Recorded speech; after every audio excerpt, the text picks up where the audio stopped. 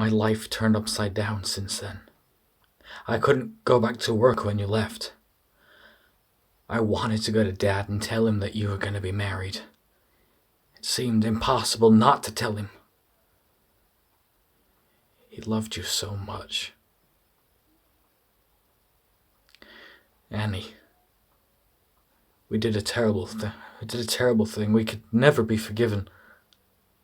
Not even to send him a card at Christmas.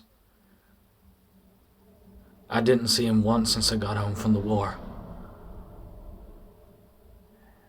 Annie, you don't know what was done to that man. You don't know what happened. Dad came to work that day. The night foreman came to him and showed him the cylinder heads. They were coming out the process with defects. There was something wrong with the process. So Dad went directly to the phone and called here and told Joe to come down right away. But the morning passed. No sign of Joe. So Dad called again.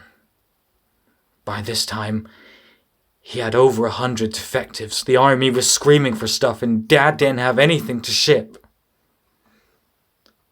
So Joe told him, on the phone, he told him to weld, cover up the cracks in any way he could and ship them out.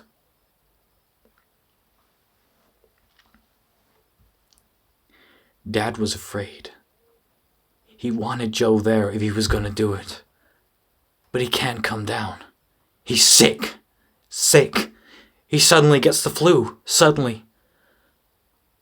But he promised to take responsibility.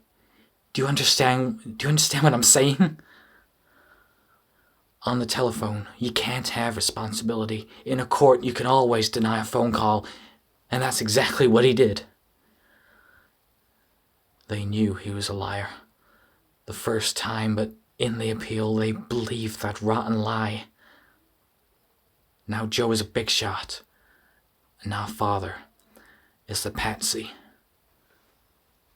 Now what are you gonna do? Eat his food? Sleep in his bed? Answer me, what are you gonna do?